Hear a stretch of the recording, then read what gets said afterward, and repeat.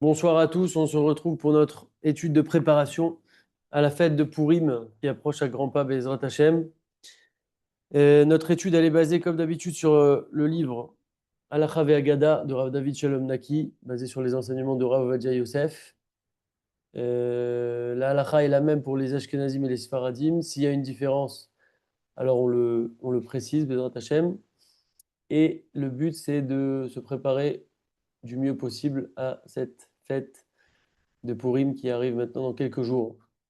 Euh, Tout d'abord, il y a une notion qui est importante qui m'a été ramenée par le Rav Meir Sebag de ma synagogue, où il a expliqué en fait qu'il a ramené au nom de Rav Mordechai Eliaou que la chose suivante, en fait, que quelqu'un qui a déjà étudié la halachot d'une fête, alors des fois on peut être tenté de se dire, bon, bah, j'ai déjà étudié ces halachot-là, c'est bon, j'ai pas besoin de revenir dessus, j'ai pas besoin de prendre du temps maintenant pour ça, encore cette année, etc. Je me baserai sur ce que je connais déjà. Et en fait, ça, c'est une erreur, parce qu'en fait, quand on va étudier les halachot de la fête ou d'un événement ou de quelque chose de manière générale, et bien en fait, qu'est-ce qui se passe? Il nous dit comme ça, littéralement, je lis Boré Malach, Ashayach Leota Torah chez chez l'Omed. Il crée un ange, un Malach, qui, euh, qui, euh, qui dépend donc de cette Torah qu'il est en train d'étudier maintenant en rapport avec le sujet. Et en fait, ce Malach-là, il est responsable des halachot qu'il est en train d'étudier. Et quand la personne ensuite elle va venir pour accomplir la mitzvah ou la fête ou la halakha qu'elle a étudiée, etc., alors le malach va empêcher la personne de se tromper dans cette halakha, il va lui apporter une certaine aide, une certaine protection. On pourrait donner l'exemple, il a donné le Rav que, par exemple, quelqu'un il va étudier les halakhot concernant les tolaïm, les vers, etc., qu'on ne peut pas consommer. Alors, d'un coup, la personne, elle va un jour remarquer dans une salade qu'il y a un petit verre. Ben, en fait, le malach, il l'a aidé à trouver ce petit truc que personne n'aurait trouvé. Pourquoi? Parce que la personne, ça l'intéresse, elle repate l'eau, comme on dit, et donc elle a étudié ces halakhot-là, et donc elle a une certaine aide dans le domaine. Et donc, c'est pour ça que c'est intéressant et important d'étudier toujours, même de réétudier, encore de réétudier les halakhot de chaque fête, parce que dès lors qu'on les étudie, alors on a une certaine protection de ce malach qui nous aide à accomplir les mitzvot de cette fête-là. Et aussi de manière toute simple, on arrive de manière beaucoup plus prête pour la fête en question. Très bien. Il y a une histoire aussi qui est rapportée, qui s'est passée, s'est passée. C'est une histoire qui est ramenée par le Chidouché Harim. Juste une seconde. Il explique un peu l'idée de la joie qu'on doit avoir à Purim. Il y a une histoire qui s'est passée à l'époque du Baal Shem Tov. Il y a un juif qui avait pris une somme très importante de 500 roubles à l'époque et il est parti pour faire une faute avec cette somme-là. Et en chemin, il a entendu des gens et des enfants qui pleuraient, etc. Il a demandé qu'est-ce qui se passe et il a dit voilà le Paritz, qui était comme le chef de la ville, il a mis ce juif-là et sa famille en prison parce qu'ils ont plein de dettes, ils n'ont pas payé leur loyer, ils n'ont pas payé plein de choses et il leur cause maintenant des grandes souffrances. Et qu'est-ce qu'il a eu, ce juif-là? Il a été touché et finalement il a décidé de ne pas aller faire ça à Vera et il a décidé avec cet argent-là de payer les dettes de cette famille-là et il a pu de cette manière-là sauver cette famille-là.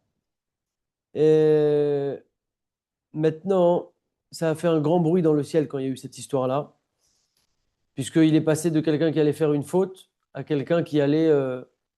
on entend moins bien. Moins bien que quoi? Par rapport à quoi? Maintenant, on entend moins bien qu'avant ou...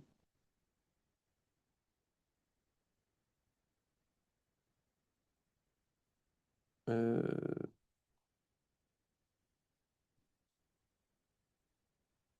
Alors attendez une seconde.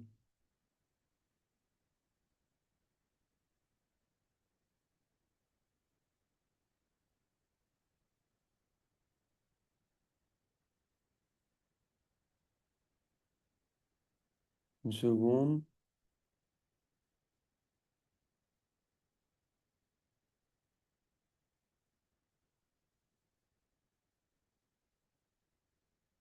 Réfléchis d'où peut venir le problème.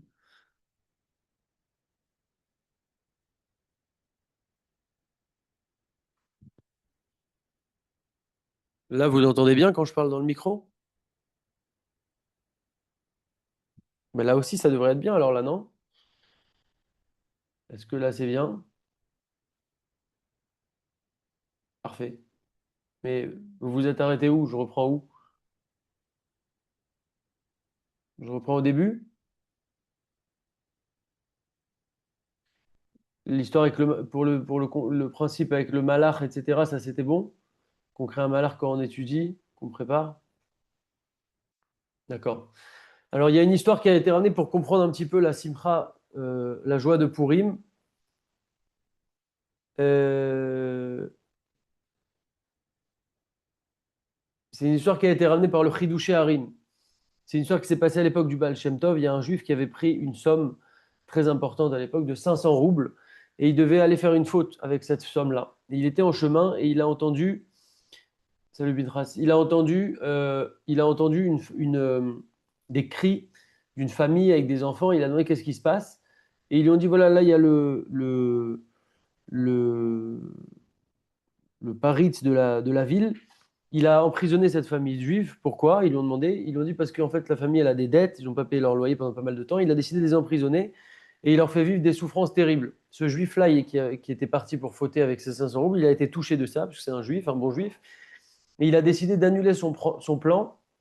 Et finalement, il n'a pas été fauté. Il a pris cet argent et il a pu racheter les dettes de cette famille et il a libéré comme ça cette famille. Maintenant, quand il a fait cette action-là, ce juif-là, alors, ça a fait un très grand bruit dans le ciel. Et il a été décrété, puisque ce juif-là, il s'est transformé de fauteur à sauveur, tout simplement. Il a été décrété au Bachaïm Pascouche et Kol Haotzei vite quand même. Tout ce qui allait sortir de sa bouche, ça allait être accompli. Mais d'un autre côté, pour ne pas qu'il puisse demander des choses impossibles, comme la résurrection des morts, des choses qui ne sont pas logiquement prévues, en tout cas pas à ce moment-là. Alors on a aussi décrété dans le ciel qu'à ce juif-là, on allait lui amener toute sa vie beaucoup de vin pour qu'il puisse jamais être très clair dans son esprit et qu'il puisse pas demander n'importe quoi. Et d'ailleurs, à tel point que les élèves du Baal Shem Tov, quand ils avaient besoin d'une Yeshua, d'une délivrance, Baal Shem Tov, il leur disait, allez prendre une bracha chez ce monsieur, attendez qu'il décuve de son vin, dès qu'il décuve, demandez une bracha, tout ce qui sort de sa bouche depuis cette histoire qu'il a accomplie de sauver cette famille, tout ce qui sort de sa bouche, ça s'accomplit. Et ben en fait, le Chiddushei Harim, il a ramené cette histoire-là qui s'est passée à l'époque du Baal Shem Tov pour nous dire que en fait, c'est un petit peu ça qui se passe à Purim. Purim, la journée, elle passe très très vite, on est dans la rigolade, des fois on croit que c'est un carnaval, on va boire, on va manger, on a plein de mitzvot à faire, on est très très occupé.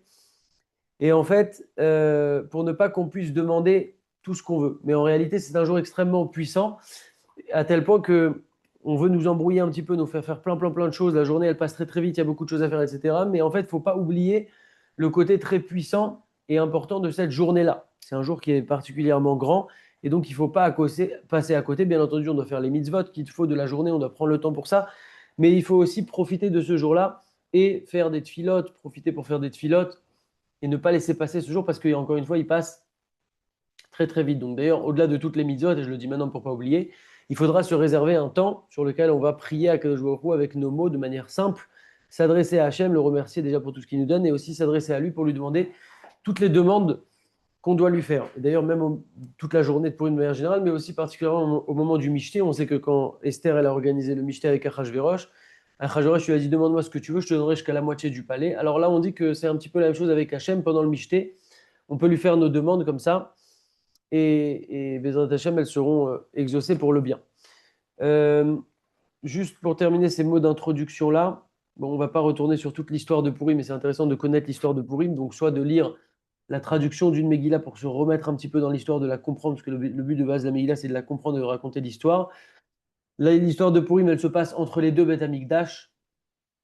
Le Beth Amikdash devait être reconstruit et finalement Achashverosh a annulé l'ordre de reconstruire le Beth Amikdash et après il a carrément fait un festin pour montrer sa grandeur, sa richesse, etc. Et là-bas ils ont sorti les habits du Kohen Gadol, ils ont profané tout un tas de choses et il y a 18 600 ou 18 500 juifs, 18 600 juifs qui se sont rendus à ce michté-là. Mais même si techniquement c'était cachère, c'était un grand Chilul Hashem, une grande profanation du nom d'Hachem. Et suite à ça, il y a eu le décret que tout le monde devait mourir, le décret d'Aman. Et finalement, le peuple a fait tchouva, ils ont été sauvés. Mais c'est important de connaître cette histoire-là.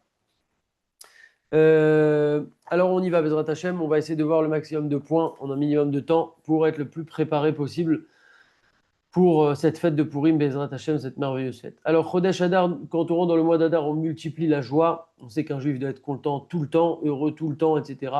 Et comment arriver à ça? Eh bien, c'est en faisant dépendre notre bitachon de Akadosh Baruch Hu et uniquement de lui, en sachant que personne ne peut nous faire du bien ou nous faire du mal si ce n'est que Hachem l'a décidé. Et donc, quand on sait ça, alors ça nous renforce notre émouna, notre bitachon, et donc ça nous renforce notre simcha.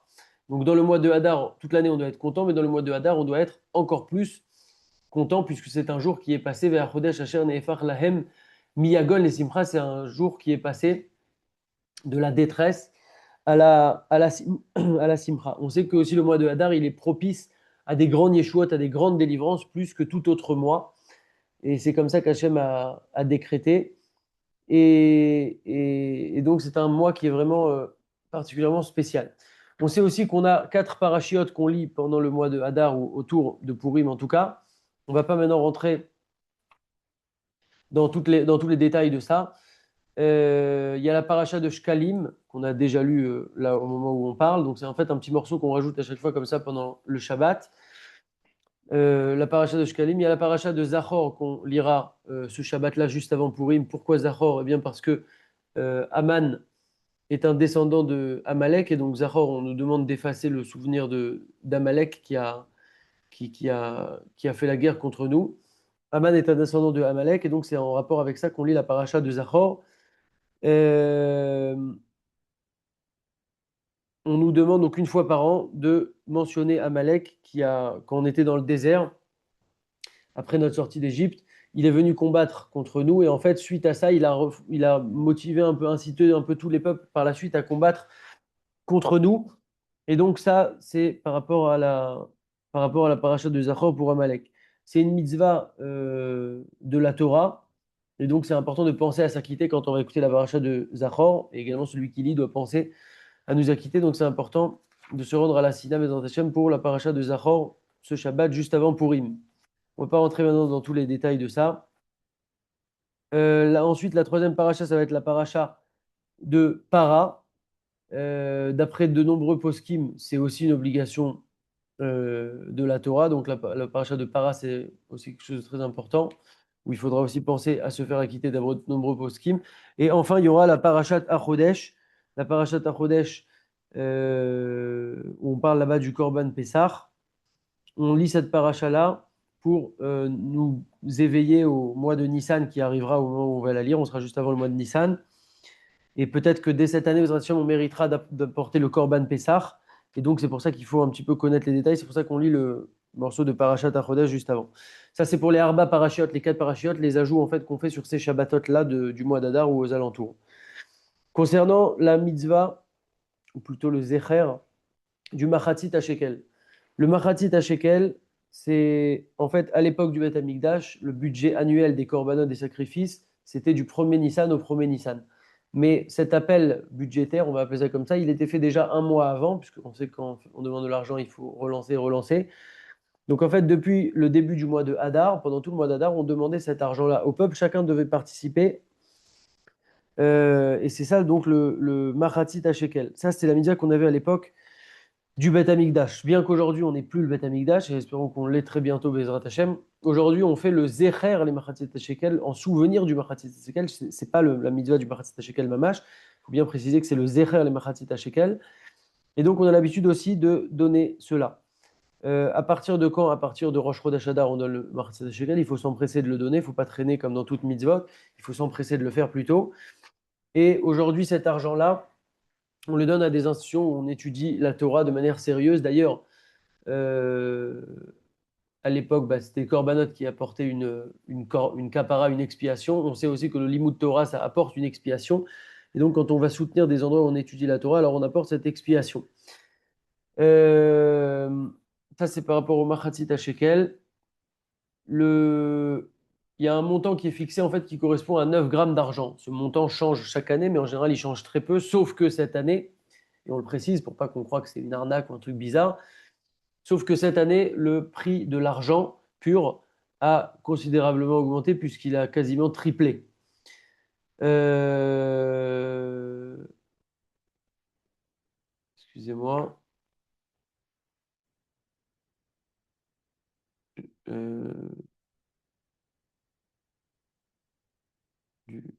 Je cherche juste.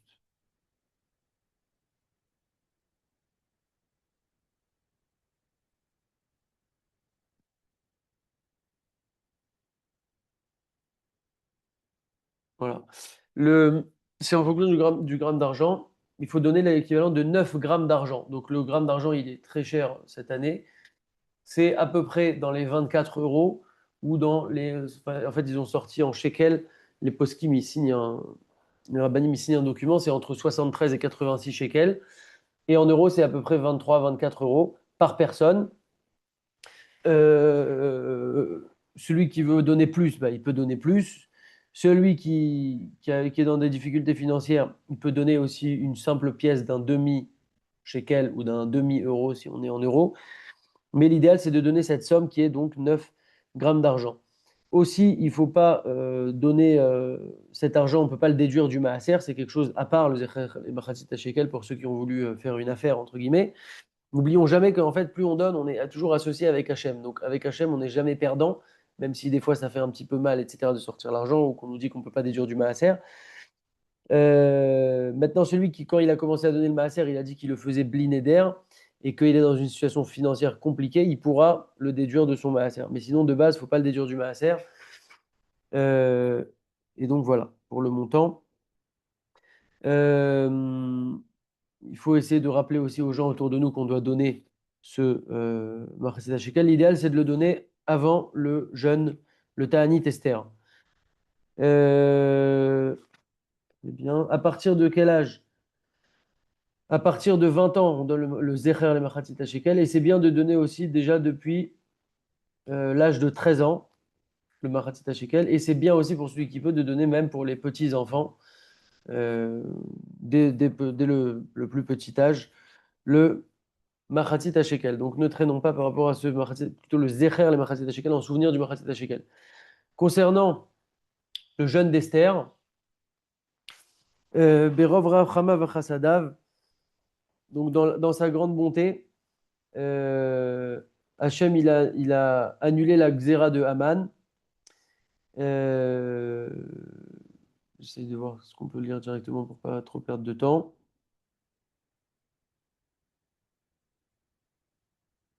Donc lui, Haman, il avait prévu donc le 13 Adar de tuer tous les juifs, des plus vieux aux plus jeunes. Donc en fait, son décret, pour rappel, hein, c'était d'exterminer vraiment tous les juifs. Donc il n'y aurait plus eu de juifs en fait, puisque c'était partout. Et donc ça montre un peu la grandeur de son décret, et surtout ça montre la grandeur du miracle. Puisque le décret a été annulé, alors il y a des lettres qui ont été envoyées aux Juifs pour qu'ils se rassemblent en ce jour-là, pour qu'ils puissent eux-mêmes après aller tuer leurs ennemis. Et donc finalement, Vena Aforhu, tout s'est inversé. C'est un petit peu ça le Inyan de Purim, que tout s'est inversé. C'est pour ça que le mois de Hadar est propice pour des grandes délivrances, etc. Euh, Comme c'est marqué là-bas, Vena Aforhu, Asher Ishletu Yehudim, Ema Vesenehem, c'est eux qui ont instillé après la peur chez leurs ennemis. Et donc, en l'honneur en souvenir de ce miracle-là qui a été fait au peuple juif, suite à aux jeûnes qu'ils ont fait, etc. Alors nous aussi, on a l'habitude de jeûner chaque année le 13 Adar, et c'est ce qu'on appelle le Ta'anit Esther. Qui est obligé de jeûner, pas obligé de jeûner? Il faut demander à un rave, je ne suis pas rave, et il y a beaucoup de détails par rapport à ça, donc chacun vérifiera euh, son cas précisément par rapport à ça. Le jour du jeûne d'Esther, il y a une lecture particulière euh, de la Torah, mais on ne va pas rentrer maintenant dans les détails de tout ça. Il faut savoir que la date de Purim, donc le jeûne d'Esther, c'est le 13 Adar pour tout le monde. Concernant la date de Purim, alors elle change en fait en fonction de si on habite une ville fortifiée ou non fortifiée. À l'époque de Yehoshua bin Nun, pas à notre époque aujourd'hui, la référence c'est est-ce qu'il y avait des murailles dans la ville à l'époque de Yehoshua bin Nun, pas à l'époque d'Achashverosh, mais à l'époque de Yehoshua bin Nun. Pourquoi au passage c'est marqué là? Parce que Yehoshua bin Nun, ça a été le premier qui a combattu Amalek, donc c'est lui, on prend en fait comme référence à l'époque déjà de Yehoshua bin Nun s'il y avait des murailles ou non. Et c'est aussi pour donner du kavod à Eretz Israël, parce qu'à l'époque de Achashverosh, c'était complètement en ruine. Et donc, pour redonner du kavod à Israël, alors on prend comme référence l'époque de Yeshua Binoun qui a conquis Israël. Et donc, si la ville avait des murailles comme Jérusalem, par exemple, à l'époque de Yeshua Binoun, la conquête d'Israël, alors dans cette ville-là, on ne fera pas Purim le 14, mais le 15 Adar. Donc, en fait, dans la plupart des villes du monde, Purim, c'est le 14 Adar. Et dans les villes comme Jérusalem, par exemple, c'est le 15 Adar. Donc, toutes les mitzvot, elles ont lieu le 15 Adar, le lendemain, parce que là-bas, en fait, ils ont. euh, Très bien. C'est de voir ça.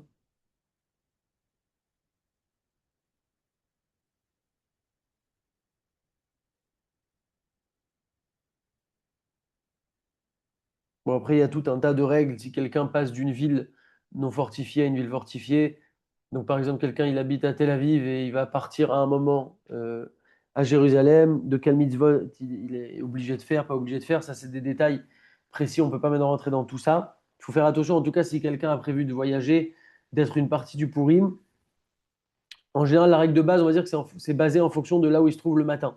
Si la personne, elle arrive, par exemple, elle est à Tel Aviv, elle a fini son Purim, maintenant on est le lendemain, c'est Purim à Jérusalem, la personne, elle arrive en plein milieu de la journée.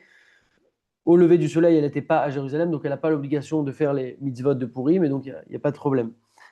Mais il faut quand même vérifier chacun en fonction de son cas. Je donne juste la généralité, et c'est pour expliquer qu'il y a deux dates de Purim. Concernant les mitzvot de Purim, comme on le sait, on a quatre mitzvot à Purim, c'est ce qu'on appelle les 4 M. Ce qu'on a dit, Zecher le Machatzit Shekel, c'est à part. C'est une mitzvah qui est liée à cette période-là, mais c'est à part. Là, on parle des mitzvot qui sont à faire vraiment à Purim, le jour de Purim, ou le soir de Purim. On va voir pour chacune des mitzvot les détails. C'est les 4 M, on appelle ça les 4 M. Donc, Megillah, Mishloach Manot, Matanot Le'Evionim et Mishté. Alors, on commence avec Megillah. Déjà, il faut essayer de se préparer à cette Megillah. Déjà, celui qui a la possibilité d'acheter une Megillah, eh ben, c'est magnifique parce que en général, on achète une Megillah qu'une fois dans sa vie. Et après, on la garde toute notre vie. On peut en profiter. C'est magnifique. En plus, ça fait un bel objet à la maison. Une Megillah, c'est très kadosh aussi. En tout cas, au niveau de la préparation à la Megillah, c'est bien d'étudier un petit peu en avance la Megillah avec des livres. Aujourd'hui, il y a plein de livres même qui sont traduits pour ceux qui ne peuvent pas comprendre l'hébreu ou pas encore. En tout cas, de se préparer à ça. Comme on a dit, plus on se prépare à un événement, mieux on va le vivre. Et comme on l'a dit au début du shiur, quand on révise les halachot, qu'on se prépare, etc., alors, comme le dira Mordechai Eliaou, on crée un malar qui va nous apporter une protection et une aide dans l'accomplissement de l'événement, de la mitzvah ou autre, etc. C'est une grande mitzvah, donc de comprendre le principal de la mitzvah de la Megillah, c'est de comprendre les grands miracles que Akadosh Baruch Hu nous a fait. Au passage, un petit mot, c'est une petite idée que j'avais entendue un jour je crois, d'un rabbin qui s'appelle Rav Mordechai Rubin.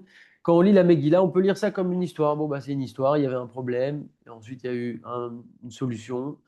Le roi, il a changé d'avis, etc., etc., etc. On peut lire la Megillah sans le nom de Dieu. D'ailleurs, le nom de Dieu n'est pas marqué dans la Megillah.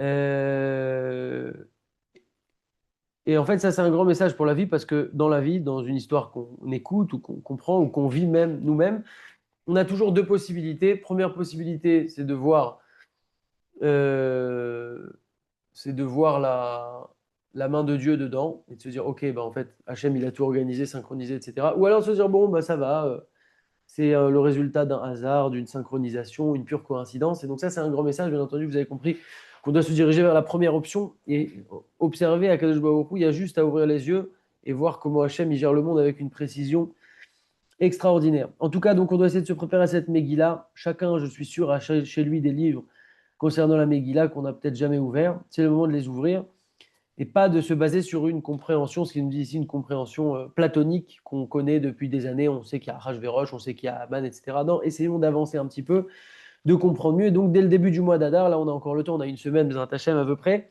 pour se préparer à cette Megillah. Même si on ne peut pas tout faire, c'est pas grave. Un chapitre de Megillah, je vais cette année mieux comprendre ce chapitre-là, mieux comprendre. Tout est fonction de l'effort, comme on le dit souvent. Et Akadosh Baruch Hu observe tout et il nous apporte son aide. À quel moment on lit la Megillah? Alors, on lit la Megillah deux fois. On a une obligation de lire la Megillah ou d'écouter la Megillah, de se faire acquitter deux fois, et le soir de Purim et la journée de Purim. Pour le soir, c'est toute la nuit jusqu'à l'aube, euh, et pour la journée, c'est toute la journée.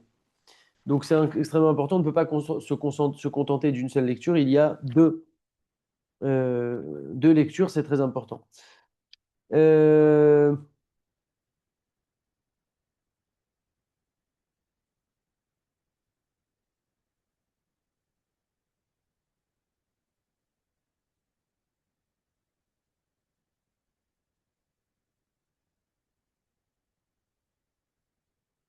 Concernant les femmes aussi doivent écouter la Megillah. Là, il donne un petit point qui n'est pas lié spécialement à ça, mais il faut faire attention à tout ce qui est pétard, etc. Ça peut être très dangereux. J'ai moi-même un ami que je connais il y a 2 ans. Malheureusement, il a joué avec des pétards, avec quelqu'un de sa famille, avec des enfants, et il a un doigt qui a sauté. C'est pas une blague ce que je vous dis, malheureusement. Et après, bon, ils ont pu rattraper une partie, le remettre une partie du doigt, etc. Mais c'est c'est compliqué, quoi. Et donc, il faut faire attention à ça. On s'amuse pas avec ça. On peut croire que voilà, c'est rien du tout, mais voilà, il peut arriver des histoires comme ça. Et en plus, ça peut faire sursauter des gens, ça peut faire peur à des femmes enceintes. Bon, il faut faire attention à ça. Euh, Après, il faut évaluer chaque situation, mais en tout cas, c'est l'idée quand même. Euh, Concernant, c'est bien de se laver les mains avant la Megillah, pour que quand on touche notre Megillah, on a les mains qui soient kadosh. Euh, Concernant le fait d'ouvrir ou non la Megillah, en fait, il y a pas mal de courriers dans l'histoire de Purim, des lettres qui sont envoyées aux 127 provinces, etc. Donc il y a une notion de Higueret, de lettres. Et donc, en général, le Shaliach pour celui qui va, l'officiant, il va dérouler la Megillah. euh, il va la dérouler complètement, la Megillah, parce qu'il a la place sur la Teva pour la faire. Alors que nous, quand on va écouter, ben, il y en a qui ont différentes habitudes, soit de la dérouler complètement, soit de la dérouler au fur et à mesure. En tout cas, Rabbi Chaim Falaji, il dit qu'on a la possibilité, parce qu'on a une marloquette, s'il faut dérouler complètement la Megillah en avance, l'ouvrir complètement, ou alors, au fur et à mesure, la laisser ouverte. Alors, il dit on peut accomplir les deux. Comment? Ben, le Shaliach pour lui, il va l'ouvrir complètement parce qu'il a la place sur la Teva, alors que nous, on va la dérouler au fur et à mesure sans la refermer. Et donc, par cela, elle ressemblera à une higuerette. Et donc, on peut accomplir comme ça les deux. Il faut avoir la kavana, c'est très important. Le Shaliach Tzibour, il doit annoncer aux gens, attention, je vais dire à Megillah, écoutez chaque mot, je pense à vous acquitter. Pensez, et nous aussi, on doit penser à se faire acquitter, c'est très important. Comme on a dit, à chaque fois qu'il y a une mitzvah où on se fait acquitter, il y a cette double intention de celui qui acquitte et de celui qui se fait acquitter, puisqu'on a un principe que mitzvot, srichot, kavana, les mitzvot nécessitent une kavana. Et également, d'autre part, quand une personne a de la kavana, se concentre, alors mitbonen yoter viesh basé pirsumanas yoter, elle médite plus et elle vit plus l'événement. Et il y a aussi par cela une plus grande diffusion du miracle, et c'est pas comme si simplement on était en train de lire des psukim. Il y a différents de. Donc déjà, il faut écouter chaque mot, Yesh Lapid, Lomar, les Tzibour. Il faut écouter chaque mot de la Megillah, puisque d'après de nombreux décisionnaires, si on n'a pas entendu même un mot, ne serait-ce qu'un mot de la Megillah, alors on n'est pas quitte de notre obligation. Si une Megillah est tombée par terre sur le sol, on n'a pas besoin de jeûner, comme pour quelqu'un qui aurait fait tomber cette filine ou quoi que ce soit. Ça sera suffisant de donner une, le prix d'une séouda, d'un repas, à la tzedaka pour les pauvres. Il y a différents niveaux d'écoute. On peut écouter simplement la mitzvah, c'est même si on est là simplement déjà qu'on a écouté tous les mots, on est quitte de la mitzvah au sens strict, d'écouter vraiment tous les mots et de penser à se faire acquitter, on est quitte. Maintenant, il y a un autre niveau de compréhension, c'est d'écouter le sens des mots de ce qu'on raconte, l'histoire de Purim, et on peut essayer de faire cet effort-là, et donc bien entendu, c'est beaucoup mieux. Concernant les brachot de la Megillah, donc le soir, le Shaliach Tzibour va faire 3 brachot, Al Mikra Megillah, chez Hassan Issim, la Votenu Baim Baim Atanazé, et chez Chianou. Donc la première, c'est la mitzvah de faire la Megillah, d'écouter la Megillah, de lire la Megillah ou de la lire pour se faire de l'écouter pour se faire acquitter. Deuxièmement, sur les miracles que nous a fait Akadosh Baruch Hu. Et troisièmement, sur Shechianu.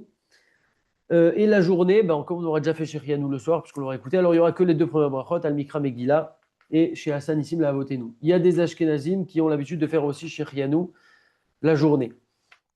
Euh, Très bien.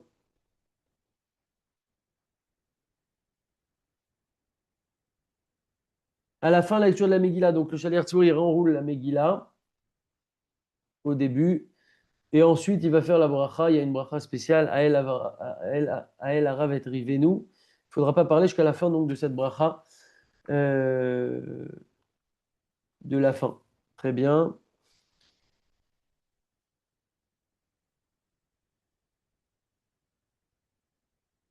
À la fin, il y a des psukim qu'on lit, enfin des morceaux qu'on dit que Arur Aman, Baruch Mordechai, Arur Zeresh, etc. Euh, et on a l'habitude de dire 3 fois ces morceaux-là à chaque fois pour donner encore plus de force. Euh, bien. Concernant la lecture de la Megillah, donc le top, c'est de l'écouter dans un endroit où il y a le plus de monde possible, puisqu'au Berova Madrat Meler, c'est en grand nombre qu'on loue le roi à Kadosh Baruch Hu, donc plus il y a du monde, plus il y a un Kiddush Hashem.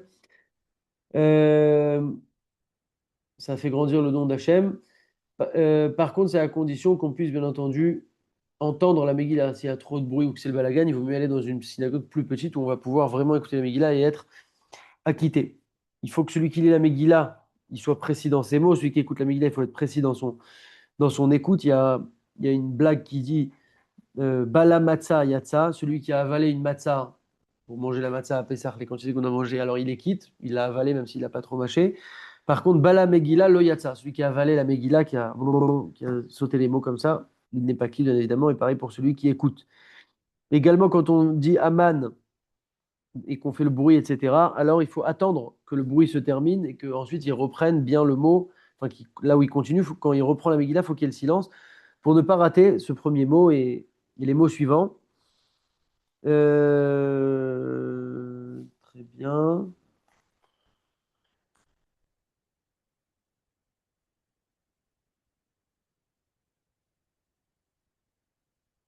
Celui qui a une Megillah, alors Minadine, en parchemin, il pourrait la lire lui-même, faire la bracha lui-même et la lire.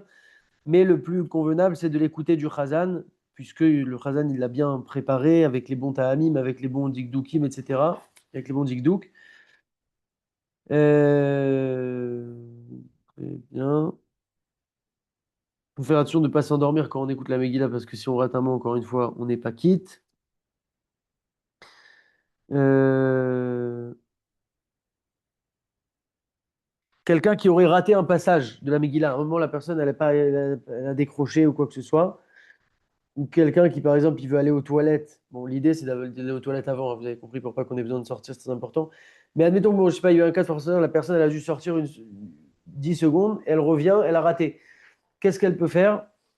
On peut rattraper tout de suite dans notre Megillah ou même dans notre Megillah en papier ou si on la suit dans le Chumash.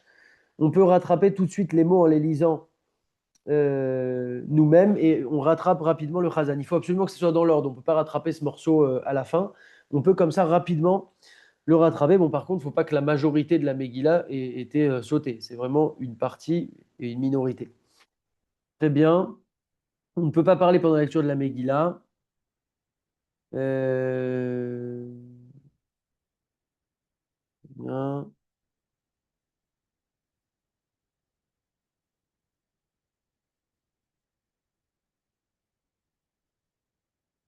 Les enfants qui sont arrivés en âge de Khinour, à peu près d'éducation, 5 6 ans à peu près, chacun en fonction de sa compréhension, c'est une mitzvah de les amener à la Sina pour qu'ils puissent écouter la Megillah.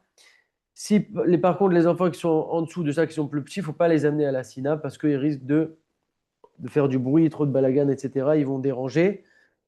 Si on sait par contre que les enfants ils vont se tenir bien, ils vont pas se comporter, etc., alors il y a une mitzvah de les amener, même les petits, mais il faut faire attention à ce qu'ils ne dérangent pas. Les femmes ont l'obligation d'écouter la Megillah. Euh, Très bien.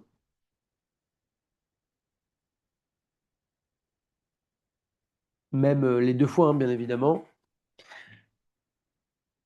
Ok.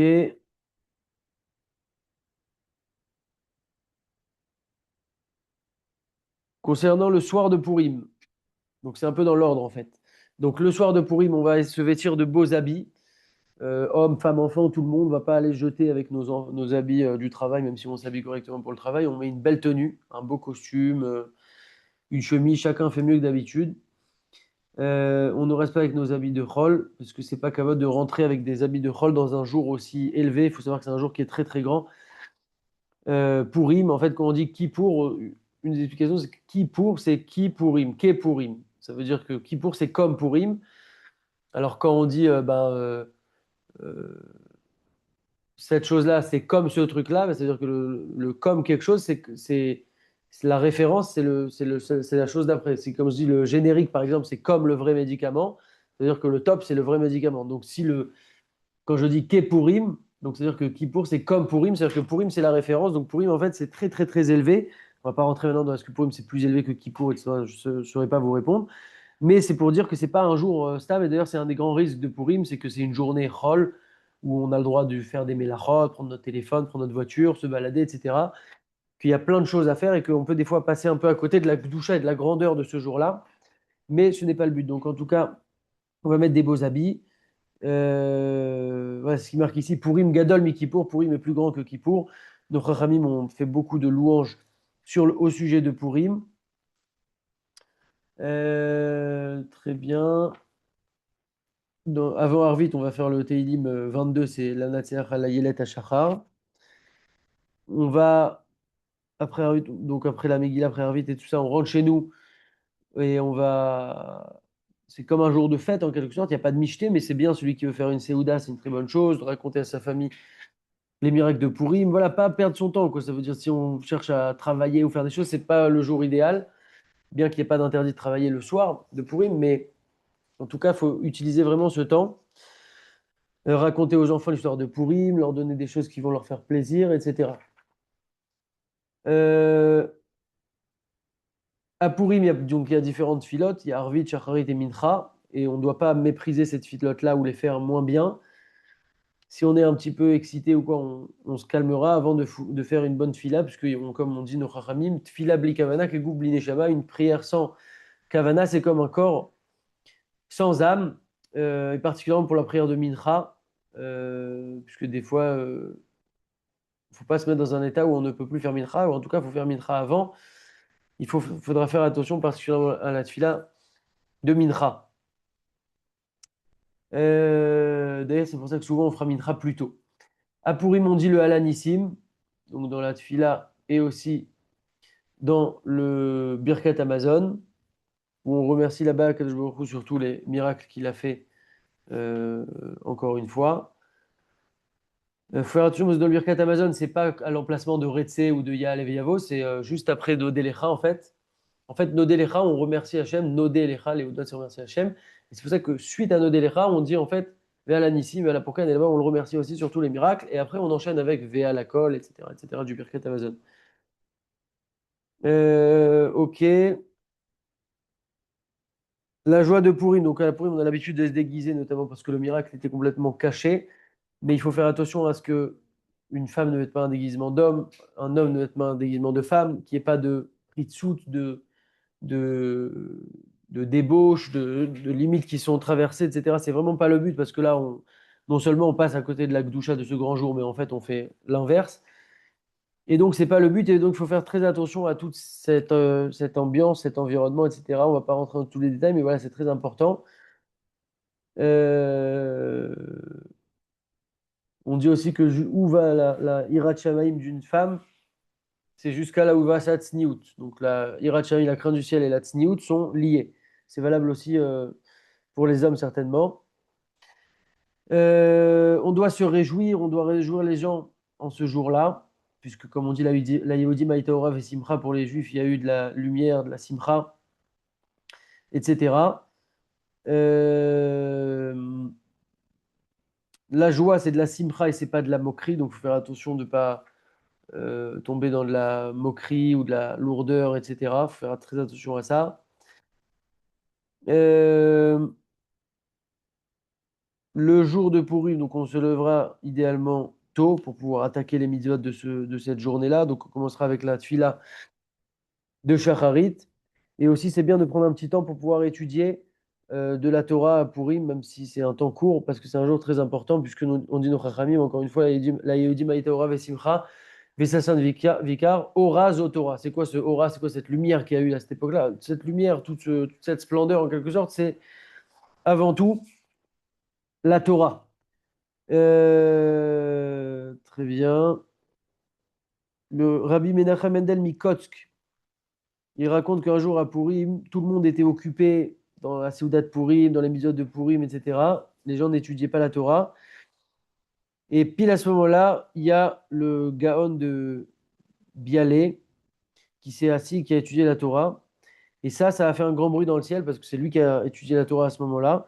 Et on lui a donné un fils avec une très grande neshama, Rabbi Avraham Issorchov, qui est celui qui a fait le Avnei Nézer, qui a éclairé le monde par sa Torah. Il y a aussi une histoire avec.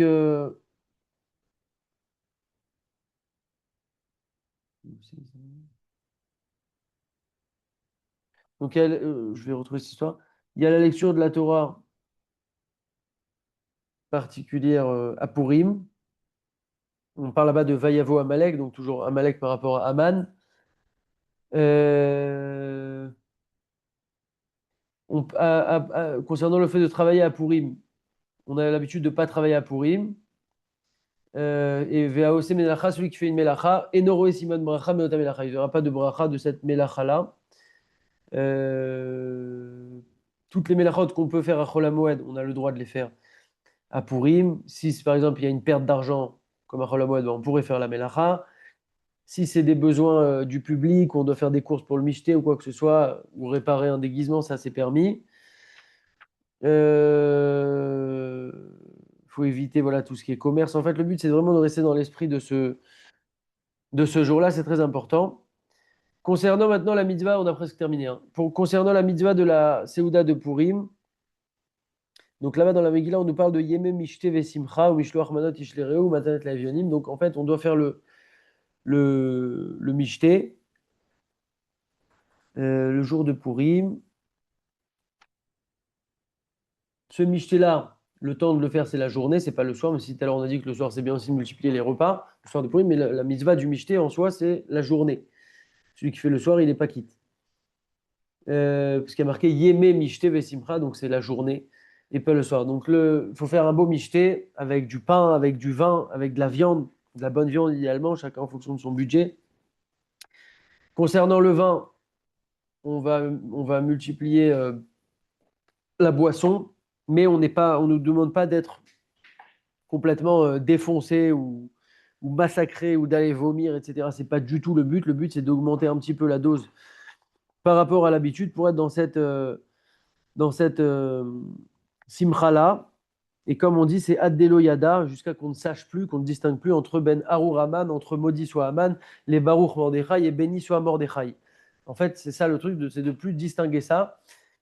Il y a plein de façons d'accomplir ça, en fait, qui sont ramenées par différentes sources à chaque fois. Pour les citer très rapidement, quand on va boire, alors on va être fatigué. Si on dort un petit peu, par exemple, Rav Yosef, il faisait ça, il va dormir, et quand on dort, alors ça y est, on distingue plus entre Harur Aman et Baruch Mordechai puisqu'on dort. Et aussi, il y en a qui disent ad velo ad bichlat, c'est-à-dire c'est juste avant d'arriver à ce seuil de plus savoir, c'est-à-dire jusqu'à, mais exclu le jusqu'à. Donc, c'est-à-dire on va s'arrêter juste avant. Euh, Aussi, jusqu'à que l'Oyada les sapeurs, jusqu'à qu'on ne sache plus raconter le miracle de Purim clairement. Euh, Il y en a qui disent c'est aussi le fait de plus savoir compter la guématrie à la valeur numérique de Baruch Aman et de Baruch Mordechai, pardon, et Harur Aman. Donc, c'est différentes façons d'accomplir le Had d'Eloyada. En tout cas, l'idée, c'est de ne pas s'éclater complètement le cerveau, mais de faire vraiment une simcha, que ça reste dans la Gdusha, et qu'on puisse aussi durer sur la journée pour vraiment ne rien rater de cette journée.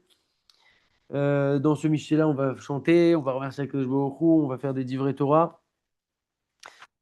Et donc, ça, c'est une très bonne chose. Concernant la troisième mitzvah de Purim, c'est le Mishloach Manot. Mishloach Manot, donc c'est de donner deux mets, M-E-T-S, à deux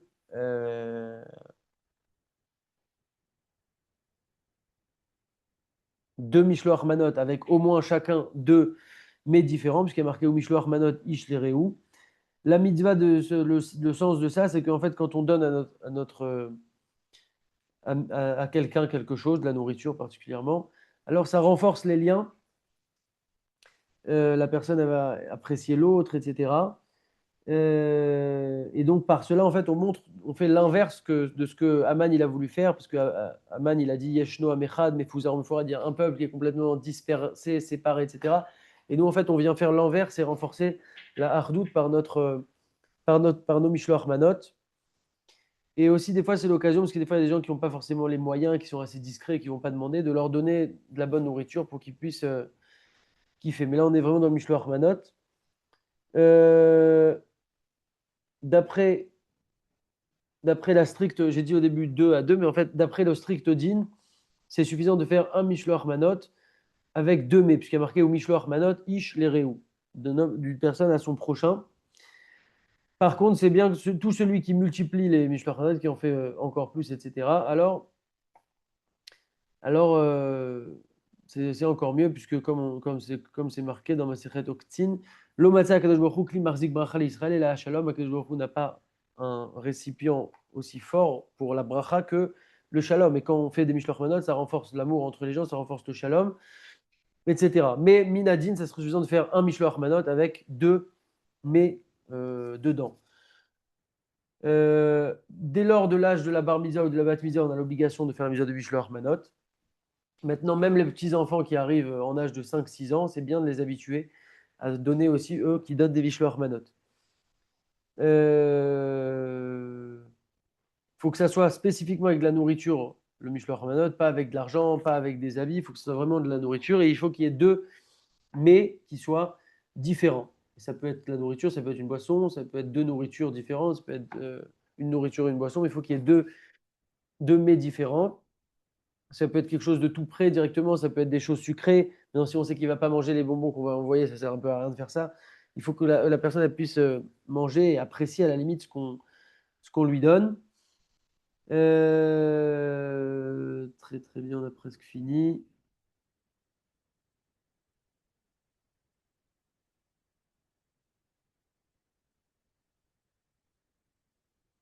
Là, il parle d'amener de la nourriture toute prête avec de la bonne viande, etc. Une bonne cache-croûte, bien évidemment. On peut faire un Mishloach Manot top avec des très beaux produits pour avoir la mitzvah du Mishloach Manot le plus méoudar possible. Et après, les autres, faire des un peu moins bien si on ne peut pas se permettre, mais au moins investir dans un Mishloach Manot qui soit vraiment bien. C'est bien de faire la mitzvah du Mishloach Manot avant la Seouda de Purim, avant le Mishté, mais sinon, Minadine, on pourrait la faire aussi toute la journée. Il faut vraiment que ça soit ce jour-là. A priori, une femme donnera une femme, un homme donnera un homme. Si maintenant il y a par exemple une veuve ou quoi que ce soit, alors un homme pourra lui donner à cette veuve-là, mais sinon il faut qu'un homme donne à un homme et une femme à une femme. On peut aussi donner à notre rave, à Mishloach Manot, à nos parents bien évidemment, et par cela on accomplit la mitzvah de Kvod Torah ou au Kibud Avahem. On peut faire envoyer par un chaliar. Si c'est un petit enfant qui est dans l'âge de Chinour, il faut vérifier que ça arrive à destination. Si c'est un enfant qui est bar mitzvah, par exemple, il n'y a pas besoin de vérifier que ça arrive. On peut aussi l'envoyer par un chaliar, et même si c'est un goy, on peut l'envoyer par un livreur. Le principal étant que ça arrive à la personne vraiment euh, le jour de Purim. Et il ne faut pas que ça soit anonyme, contrairement à Matot ce qu'on verra juste après. Pour terminer, il faut qu'on sache d'où ça vient, parce que quand on a dit tout le but de Mishloach Manot, c'est de renforcer l'amour entre les juifs. Et donc, il faut savoir d'où d'où ça vient. Il faut que la personne elle le reçoive le jour de Purim. C'est pas qu'on lui a fait déposer devant sa porte, il faut qu'elle le reçoive vraiment pendant qu'il fait encore jour. Et donc, c'est pour ça qu'il vaut mieux le faire le plus tôt possible. Pour terminer la dernière mitzvah de la journée de Purim, Matanot la Evionim, on doit donner à deux pauvres deux cadeaux à deux pauvres. Donc, chacun un don à un pauvre et un don à un autre pauvre. Ici, il faut deux pauvres au minimum, puisque Mishnah on a dit qu'une personne, ça suffit avec deux mets. Ici, c'est deux dons à deux pauvres différents. C'est pour qu'ils puissent accomplir la mitzvah de Seudat Purim. Mais en fait, ils peuvent faire ce qu'ils veulent avec l'argent, mais il faut leur donner. Et là, bon, c'est marqué aussi dans la Megillah ou Matanat la Evionim là-bas. Pareil, cette mitzvah-là, elle a lieu dans la journée. Idéalement, c'est de le donner directement après la lecture de la Megillah. En fait, il ne faut pas traîner pour les mitzvot, il faut les faire le plus tôt possible. Au moins, on est tranquille. Parce que des fois, on se dit, bon, il y a un pauvre là, mais peut-être je vais trouver après. Non, non, donne maintenant, sécurise. Ok. Dès lors que quelqu'un est bar mitzvah ou bat mitzvah, il a l'obligation de la mitzvah de Matanet la Evionim, comme les autres mitzvot. Mais c'est bien aussi d'éduquer les enfants qui sont en âge d'éducation, 5-6 ans, à faire ces mitzvot-là. On a le droit de donner avant Purim à des organismes qui s'engagent et qui disent qu'ils remettent l'argent le jour de Purim. Euh, on ne peut pas donner des objets, voilà, il faut vraiment donner de l'argent, éventuellement de la nourriture ici, il dit, mais bon, il vaut mieux donner de l'argent. Euh, Très bien. On ne donnera pas les Matanet Laevionim à des goïms, spécifiquement Matanet Laevionim. On a le droit de donner de Matanet Laevionim à un enfant, même s'il n'est pas bar mitzvah. Par exemple, un enfant qui a 8 ans, un pauvre, Chas Shalom, on peut lui donner à lui Matanet Laevionim. On peut donner, par exemple, à un couple de pauvres, un mari et sa femme, ou à un père et son fils qui sont pauvres, et on s'acquitte de notre mitzvah. C'est considéré comme deux pauvres, même si c'est mari et femme, ou père et fils. Le plus grand niveau, c'est de donner aux veuves et aux orphelins, les nous. Le... C'est important.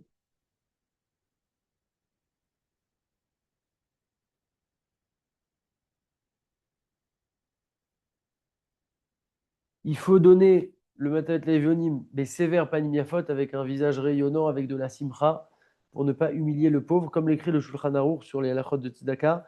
Tzedaka Zaka, mais sévère panimiafot, toujours donner la Tzedaka avec un sourire, joyeusement, avec de bon cœur. Veim natna bifnim. Et si on donne avec une face un peu énervée ou quoi que ce soit, alors on a perdu notre mérite. Euh, on a le droit de donner l'argent par un chaliar qui va donner l'argent à des pauvres. Et là, au contraire, si on veut le faire de manière anonyme, c'est encore plus grand, c'est encore un plus grand niveau de tzedaka. Mais par contre, comme on a dit Mishloach Manot, il faut qu'on sache d'où ça vient, ça multiplie l'amour entre les juifs. Mais Matat Levenim, on peut très bien le faire de manière anonyme et c'est même encore mieux. Donc je peux dire, tiens, donne à ce pauvre-là. Euh, voilà. Le minimum pour s'acquitter Minadine, encore une fois, on ne cherche pas le minimum, il faut faire toujours le maximum, et c'est important aussi de savoir le minimum pour s'acquitter. Après, chacun rajoute. Le minimum, ça serait une prouta. Une prouta, en fait, c'est la plus petite pièce existante dans une monnaie. Donc, par exemple, en Israël, c'est 10 agourot. Maintenant, le mieux, c'est quand même de donner que au moins le don qu'on va faire, et il faut en faire au moins deux, ça soit le prix d'une séouda pour avoir au moins un peu de pain, quelque chose. Donc, on pourrait dire que c'est au moins, par exemple, 20 shekels ou 10 shekels ou 15 shekels ou 5 euros ou 4 euros voilà, pour acheter un peu de nourriture. Maintenant, c'est bien par exemple de faire un peu comme Mishloach Manot, je pense, de faire deux beaux Matanet Le'Evionim à des pauvres, leur donner un vrai billet, par exemple 10 euros ou 50 shekels, et après compléter avec des pièces, etc. Et le Rambam, il écrit comment on réjoue à Kadosh Baruch Hu. C'est bien de multiplier le Matanet Le'Evionim, il nous dit le Rambam, Yoter milerbot beseudat Purim, ou Bebishloach Manot Le'Reav. Il nous dit le Rambam, mise tout sur Matanet Le'Evionim, plus que le michté et plus que Mishloach Manot. En général, on fait exactement l'inverse. Le michté, on envoie très très cher. Mishloach Manot aussi, parce qu'on veut impressionner la galerie. Et Matot Lavé, on donne une petite pièce. Mais le Rambam, il nous dit non, donne le plus possible dans Matot Lavé. Onim, chez En Simcha Gdola ou Mefoara, et c'est la Kadosh Baruch Hu. Tu n'as pas une plus grande Simcha, une plus grande joie chez la Kadosh Baruch Hu qu'une personne qui réjouit le cœur des pauvres, des orphelins, des veuves, etc. Puisque ça, il imite le comportement en quelque sorte d'Akadosh Baruch Hu. Euh, Et donc, il faut donner avec le sourire, comme on a dit, c'est pas facile, parce que des fois, les gens qui demandent l'argent, ils ont une tête un peu triste, angoissée, comme ça, alors on est un peu gêné. Mais il faut faire l'effort de donner avec un sourire. On n'imagine pas des fois le sourire, à quel point à quel point il peut avoir de l'impact. Concernant, voilà, je termine juste avec ce point. Le père de famille peut donner Matanat Le'Evionim aussi pour sa femme, pour ses enfants, voilà, il peut les acquitter en quelque sorte le matin après la tfila. Voilà, il dit à sa femme, je vais m'occuper pour toi de la Vionim. Et il donne aussi les deux dons pour sa femme, par exemple. Et donc, comme ça a un aspect pratique, Bezrat Hashem. Donc, euh, donc voilà, on a vu pas mal de points, Baruch Hashem. L'idée, c'est de vivre ce Purim encore mieux que les autres années, encore mieux que l'année dernière. C'est un très grand jour, encore une fois, il ne faut pas passer à côté, même s'il y a beaucoup de techniques. Essayons de préparer les choses en avance et surtout, prenons le temps de vivre ce moment, de prier à Kadosh Baruch Hu et de se réjouir surtout dans la Gdusha, comme on a dit, et pas dans la folie et l'excès, etc. Chazak à tous, Purim Sameach et des bonnes nouvelles aux anciens. Je réactive les micros s'il y a des questions.